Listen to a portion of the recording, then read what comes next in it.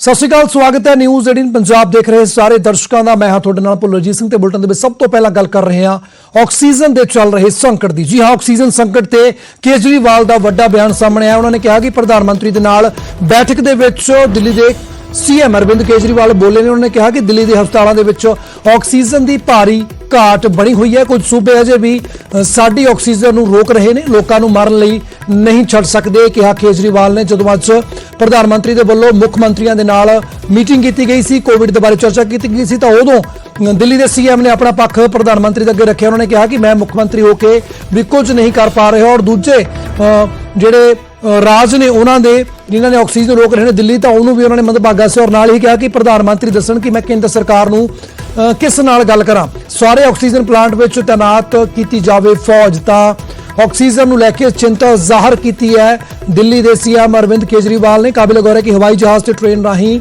जी oxygen की supply है वह करने की नसीहत भी इस मीटिंग के विच प्रधानमंत्री नूं केजरीवाल ने दी। और नाल ही उन्होंने साफ तौर के उपर कहा कि किस तरीके दे नाल वो बेबस नज़र आ रहे हैं ऑक्सीजन की घाट नूं लैके, जबकि जिहड़े दूसरे सूबे ने उन्होंने वालों ऑक्सीजन रोकी जाने भी उन्होंने दस्सिया कि गलत गल है। उन्होंने कहा कि दिल्ली के हस्पतालों के ऑक्सीजन की बड़ी भारी घाट इस वेले बनी हुई है और कुछ सूबे हले भी ऑक्सीजन दिल्ली नूं नहीं दे रहे, उन्होंने रोक रहे हैं। और उन्होंने कहा कि लोगों नूं मारन लई इस तरीके दे नाल नहीं छड़ सकते। और उन्होंने प्रधानमंत्री नूं गुहार लगाई है कि सारे ही ऑक्सीजन स्टेशनों के उपर जिहड़ी है वो फौज लगाउणी चाहिदी है।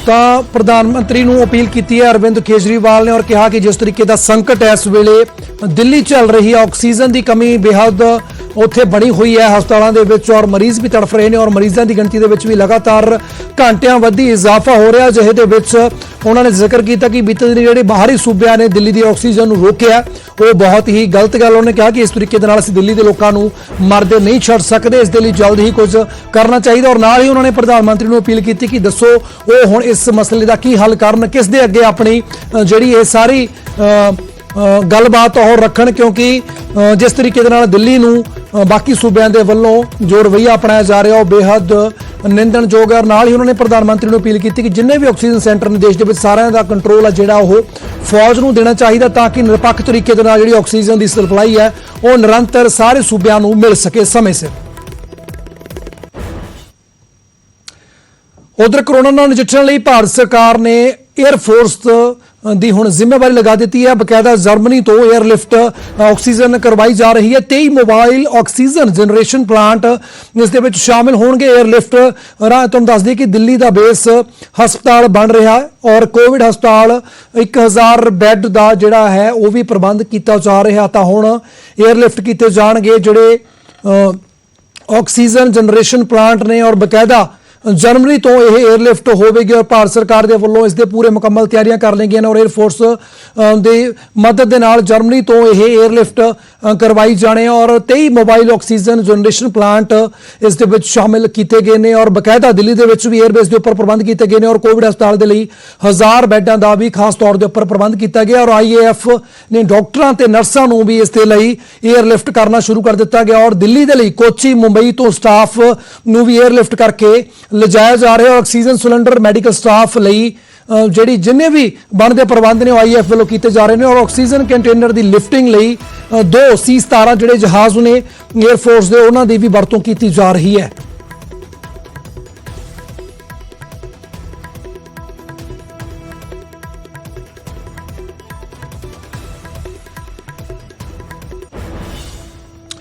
उधर सूबे अंदर ऑक्सीजन के लिए रेल कोच फैक्ट्री कपूरथला अगे आई है। कपूरथला के रेल कोच फैक्ट्री ने अमृतसर मैडिकल जो कॉलेज है अमृतसर उसके लिए गुरु नानक मैडिकल कॉलेज के लिए ऑक्सीजन भेजी है। 1210 किलो लीटर ये ऑक्सीजन भेजेगी। और जिस तरीके देश के हालात बने हुए हैं और ऑक्सीजन की घाट दिन ब दिन घटती जा रही है, क्योंकि कोरोना का जो नवा स्ट्रेन है उसकी चपेट के और बेहद खतरनाक रूप अख्तियार किया, जिसके रेल कोच फैक्ट्री कपूरथला ने एक मदद हाथ अगे बढ़ाया और उसने 1210 किलो लीटर जी ऑक्सीजन गैस है गुरु नानक मेडिकल कॉलेज अमृतसर नूं भेजी है।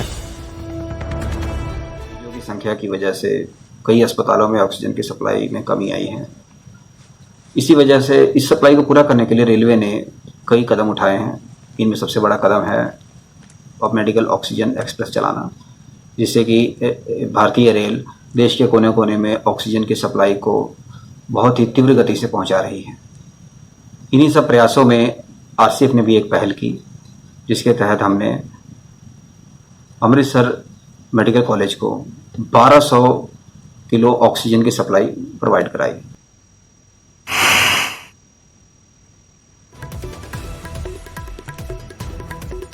ਤਾਂ ਰੇਲ ਕੋਚ ਫੈਕਟਰੀ ਕਪੂਰਥਲਾ ਦੇ ਵੱਲੋਂ ਵੱਡੀ ਪਹਿਲ ਕੀਤੀ ਗਈ ਹੈ। 1210 ਕਿਲੋ ਲੀਟਰ ਜਿਹੜੀ ਗੈਸ ਹੈ, ਆਕਸੀਜਨ ਗੈਸ ਹੈ, ਉਹ ਗੁਰੂ ਨਾਨਕ ਮੈਡੀਕਲ ਕਾਲਜ ਜਿਹੜਾ ਹਸਪੀਟਲ ਹੈ ਉਹ ਅੰਮ੍ਰਿਤਸਰ ਨੂੰ ਭੇਜੀ ਗਈ ਹੈ। ਇਸ ਖਬਰ ਤੇ ਗੱਲਬਾਤ ਕਰਦੇ ਸਾਡੇ ਸਹਿਯੋਗੀ ਜਗਜੀਤ ਤਨ ਜੁੜ ਰਹੇ ਨੇ ਕਪੂਰਥਲਾ। ਜਗਜੀਤ, ਤਾਂ ਕਹਿ ਸਕਦੇ ਹਾਂ ਕਿ ਜਿਸ ਤਰੀਕੇ ਦੇ ਨਾਲ ਮਾਹੌਲ ਬਣੇ ਹੋਏ ਨੇ, ਹਾਲਾਂਕਿ ਪੰਜਾਬ ਦੇ ਕੋਲ ਆਕਸੀਜਨ ਦੀ ਪੂਰਤੀ ਹੈ, ਇਸ ਦਾ ਵੀ ਜ਼ਿਕਰ ਕੀਤਾ ਗਿਆ ਸਰਕਾਰ ਦੇ ਵੱਲੋਂ, ਪਰ ਇਸ ਤਰੀਕੇ ਨੂੰ ਧਿਆਨ ਦੇ ਵਿੱਚ ਰੱਖਦੇ ਹੋ ਕਿ ਬਾਕੀ ਸੂਬਿਆਂ ਦੇ ਵਿੱਚ ਆਕਸੀਜਨ ਦੀ ਘਾਟ ਔਰ ਦਿੱਲੀ ਦੇ ਵਿੱਚ ਖਾਸ ਤੌਰ ਤੇ ਅਜਿਹੇ ਦੇ ਵਿੱਚ ਰੇਲ ਕੋਚ ਫੈਕਟਰੀ ਦੇ ਵੱਲੋਂ ਜਿਹੜੀ ਕੀਤੀ ਗਈ ਪਹਿਲ ਹੈ ਉਹ ਵਾਕਿਆ ਹੀ ਉਹ ਸ਼ਲਾਘਾਯੋਗ ਹੈ। ਹੋਰ ਕੀ ਅਪਡੇਟ ਹੈ ਇਸ ਮਾਮਲੇ ਦੇ ਵਿੱਚ?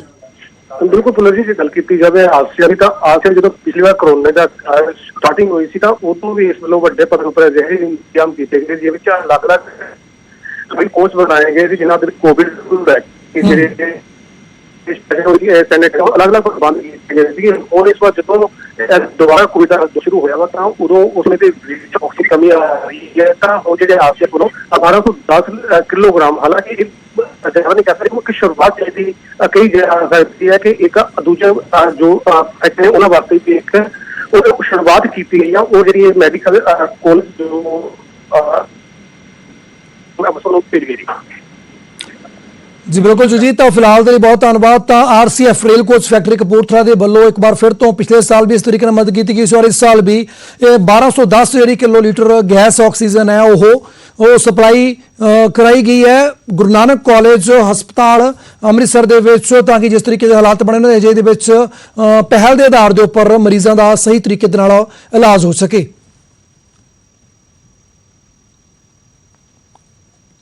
ਕੋਰੋਨਾ ਕਾਰਨ ਮਜ਼ਦੂਰਾਂ ਦੇ ਵਿੱਚ ਲਾਕਡਾਊਨ ਲੱਗਣ ਦਾ ਡਰ ਲਗਾਤਾਰ ਬਣਿਆ ਹੋਇਆ ਹੈ, ਜਿਸ ਕਾਰਨ ਮਜ਼ਦੂਰਾਂ ਦੇ ਵੱਲੋਂ ਲਗਾਤਾਰ ਆਪਣੇ ਘਰ ਵਾਪਸੀ ਕੀਤੀ ਜਾ ਰਹੀ ਹੈ। ਹਰਿਆਣਾ ਦੇ ਸਿਰਸਾ ਵਿੱਚ ਵੱਡੀ ਗਿਣਤੀ ਦੇ ਵਿੱਚ ਮਜ਼ਦੂਰਾਂ ਨੇ ਉੱਥੋਂ ਘਰ ਵਾਪਸੀ ਕੀਤੀ ਹੈ, ਤਾਂ ਰੋਪੜ ਵਿੱਚ ਵੀ ਮਜ਼ਦੂਰਾਂ ਨੇ ਆਪਣੇ ਘਰਾਂ ਦੇ ਲਈ ਰਵਾਨਗੀ ਸ਼ੁਰੂ ਕਰ ਦਿੱਤੀ ਹੈ। ਹਾਲਾਂਕਿ ਪ੍ਰਧਾਨ ਮੰਤਰੀ ਦੇਸ਼ ਦੇ ਵਿੱਚ ਲਾਕਡਾਊਨ ਨਾ ਲਗਾਉਣ ਦੀ ਗੱਲ ਆਖ ਚੁੱਕੇ ਨੇ, ਪਰ ਇਸ ਦੇ ਬਾਵਜੂਦ ਮਜ਼ਦੂਰਾਂ ਦਾ ਜਿਹੜਾ ਲਗਾਤਾਰ ਆਪਣੇ ਘਰ ਵਾਪਸੀ ਹੈ ਉਹ ਜਾਰੀ ਹੈ। अपने घर दो तस्वीरें ਤੁਹਾਨੂੰ ਦਿਖਾ ਰਹੇ ਹਾਂ ਅਸੀਂ ਟੀਵੀ ਸਕਰੀਨ ਦੇ ਉੱਪਰ। लॉकडाउन के डर के मारे जा रहे हैं, लॉकडाउन लगने के लिए जा रहे हैं। तो कोई ये जो बस वाला है किराया नॉर्मल ले रहा है या ज़्यादा ले रहा है, क्या कैसे है? 1600 रुपये लिए। कितना वैसे किराया कितना है? वैसे पहले 1300-1400 था। ज़्यादा किराया ले रहा है? 200 क्यों जा रहे हो? लॉकडाउन लग रहा है। लॉकडाउन के लिए डरते हो? हाँ जी। क्या काम करते थे यहाँ पे? दाल का भी रह गया। कोरोना तो चल ही रहा है, ये अलग पंजाब में थोड़े चल रहा है, पूरे देश में चल रहा है और सब इससे बचना भी बहुत ज़रूरी है। ये रह गया कि जो आदमी के 4-5 महीने हो गया घर तो जाएगा।